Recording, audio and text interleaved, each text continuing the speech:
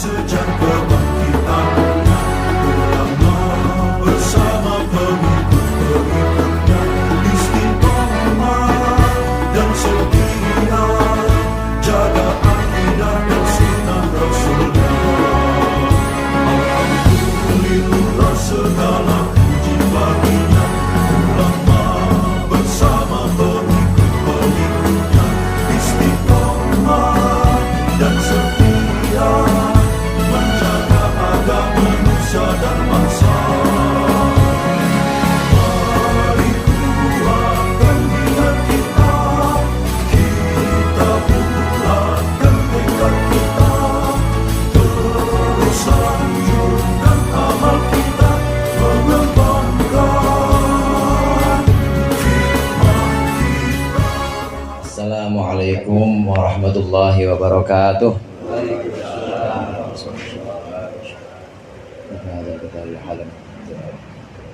Al-Fatihah. Bismillahirrahmanirrahim.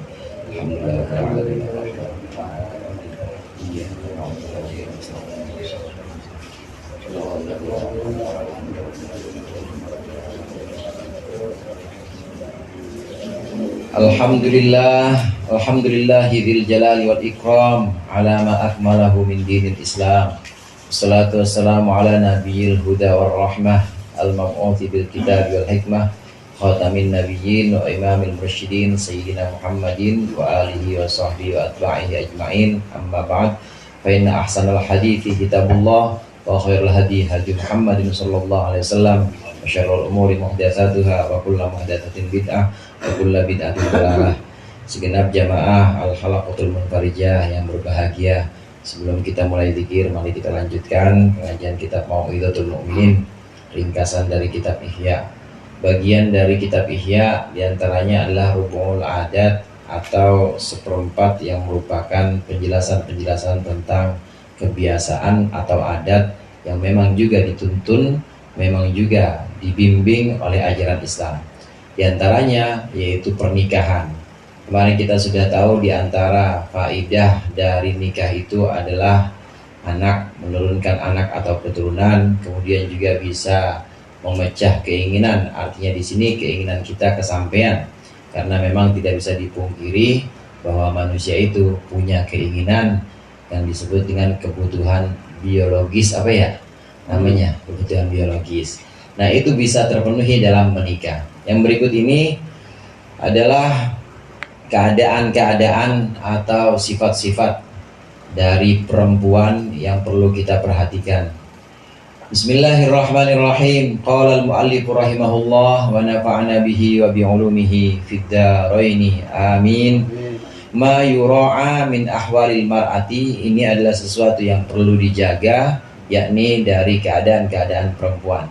Al-khisalul mutayyibatu lil 'aishi, akhlak-akhlak atau keadaan-keadaan yang baik untuk kehidupan, allati la budda min mura'atiha fil mar'ati, yang tidak bisa tidak, artinya harus dirawat dan dijaga dari seorang perempuan, liyadumal aqdu, supaya menjadi langgeng apal aqdu, akad nikahnya, supaya akad nikahnya atau pernikahannya menjadi langgeng selamanya, wa tatawaffaru maqasiduhu, dan juga terkumpul maksud atau tujuan nikahnya. Itu ada samanun, ada 8 sifat-sifat perempuan yang perlu kita perhatikan supaya kelangsungan pernikahan ini menjadi dawam atau menjadi selamanya, dan juga tujuan dari pernikahan terlaksana. Ini bisa buat anak kita atau bisa buat ponakan. Ya kalau mau ulang nggak aci lagi ya boleh, dari awal aci lagi. Yang pertama ad-dinu, yaitu agama. Yang kedua wal khuluqu, dan akhlak, wal hasanu, dan juga cantiknya, baik di sini bagus secara fisik, wa khifatul mahri, dan ringannya mahar, wal wiladatu wal bikaratu, dan juga anak, artinya subur dan juga perawan, wan nasabu, dan nasab, wala takuna qarabatan qaribatan, dan hendaklah perempuan itu bukan kerabat dekat. Yang pertama agama. Ini memang dalam satu hadis Rasulullah, farfar bidzatid din tungkahul mar'atu li arba'in. Perempuan itu dinikahi alasannya karena 4. Di sini oleh Imam Ghazali ini diperluas lagi dan tidak bertentangan. Di antara 4 itu, ya hartanya, nasabnya, kemudian cantiknya, fadfar bidzatiddin, maka utamakan yang agamanya kuat. Jadi kalau ada yang cakep, agamanya kuat, sama yang jelek, agamanya buruk, ya yang cakep yang agamanya kuat ya. Itu mah bukan pilihan, itu mah menang sendiri aja itu. Banyak menang banyak. Kalau yang ada agamanya kuat dan dia yang nggak terlalu cakep-cakep amat, tapi diajak kondangan itu pantas, ya pilih yang agamanya kuat. Kenapa di sini yang dibicarakan perempuan bukan laki-laki?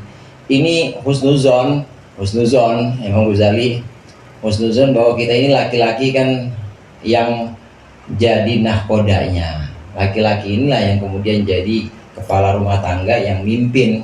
Oleh karenanya dianggap kita udah selesai semua. Artinya udah cakep-cakep semua, udah ngurusin diri, udah selesai. Makanya kemudian memperhatikan akhlak dari perempuan atau akhlak dari calon yang akan dinikahi. Pertama agamanya, tentu yang diutamakan agamanya. Cari yang solehah, cari yang suka ngaji, cari yang demen sama pengajian, sholatnya juga udah pasti. Yang kedua akhlak, khuluq, akhlak. Akhlak di sini artinya ketika akhlak zohir yang namanya adab maupun akhlak batin yang nggak kelihatan, ini bisa kita lihat secara zohir adabnya kepada orang tua bagaimana, kepada anak-anak bagaimana, ini zohirnya. Akhlak batin juga begitu, walaupun akhlak batin nggak kelihatan, seperti ikhlas kan nggak kelihatan ikhlas. Ada yang pernah lihat ikhlas? Nggak ada yang pernah lihat. Tawadu nggak pernah kelihatan, itu akhlak batin. Nah dua-duanya ini harus tercakup dalam diri seseorang.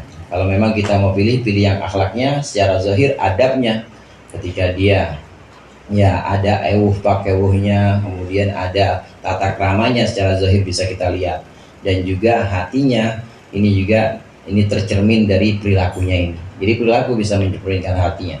Kemudian juga cantiknya jelas, cantiknya ini supaya memperbaiki keturunan. Ya kita jelek, cari jangan yang jelek lagi, cari yang cakepan dikit. Sebabnya kalau cari jelek lagi nanti gennya yang turun ya sama-sama jelek. Ini fisik. Hasan di sini artinya kebaikan atau kecantikan fisik, kebagusan fisik. Kemudian yang berikutnya maharnya yang ringan. Jangan cari perempuan yang maharnya ngeberatin kita. Carilah yang maharnya ringan. Karena sebaik-baiknya perempuan itu adalah perempuan yang maharnya ringan.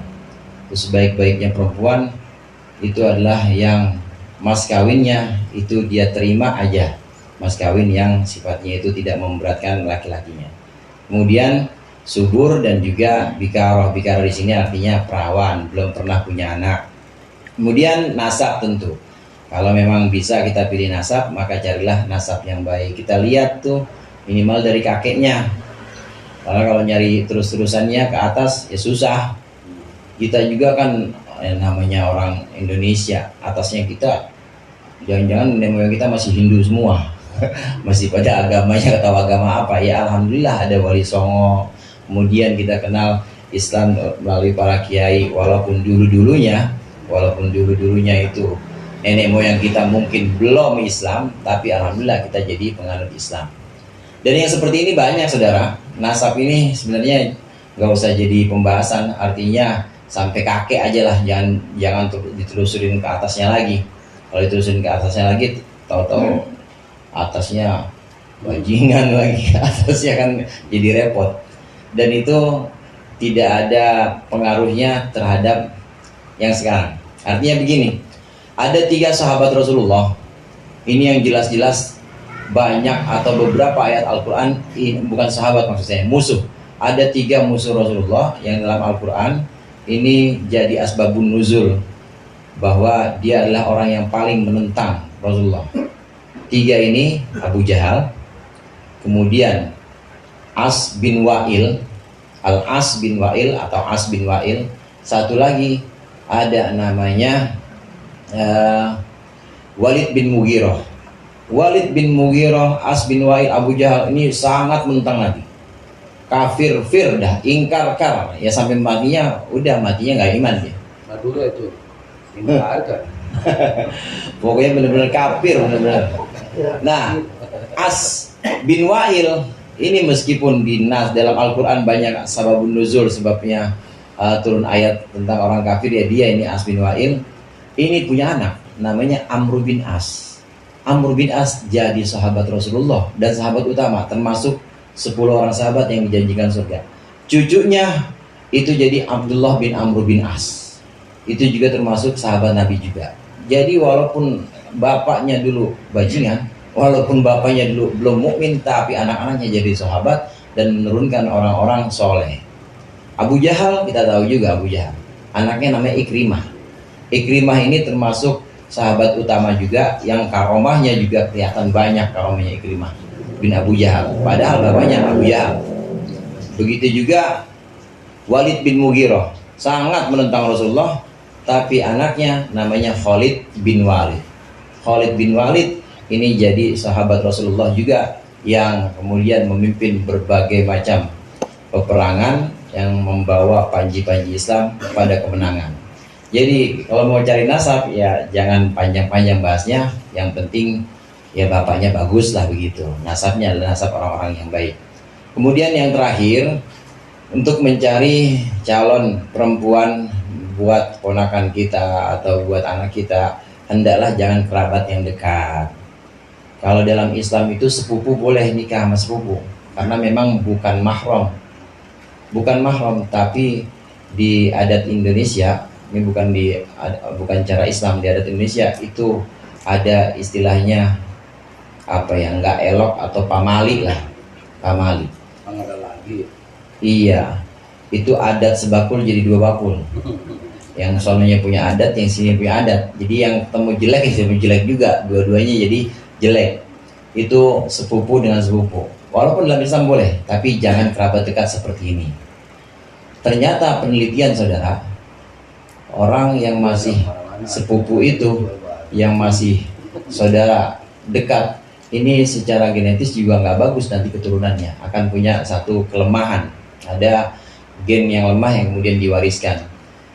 Pertama itu. Kemudian yang kedua, kalau kerabat dekat, masih saudara, masih sepupu, atau masih saudara anaknya, ya kawin sama anak bawaannya, anak tiri sama anak tiri, bapaknya kawin sama ibunya.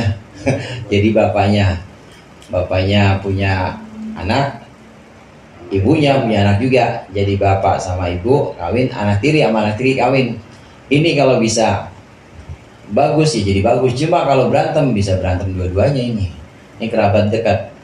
Kerabat dekat kalau ternyata memang dinikahi, kalau baik jadi baik, tapi kalau buruk nanti jadinya buruk. Karena yang tadinya akur, yang tadinya saudara, gara-gara pernikahan satu orang ini jadi pecah kekeluargaannya, jadi pecah persaudaraannya. Jadi hendaklah jangan cari kerabat yang dekat. Kalau kerabat ya boleh kerabat, tapi kerabat yang jauh, jangan kerabat yang dekat. Ini 8 keadaan atau 8 sifat yang hendaknya dicari untuk orang yang ingin menikah atau ingin menikahkan anaknya dengan perempuan. Wallahu a'lam bishawab.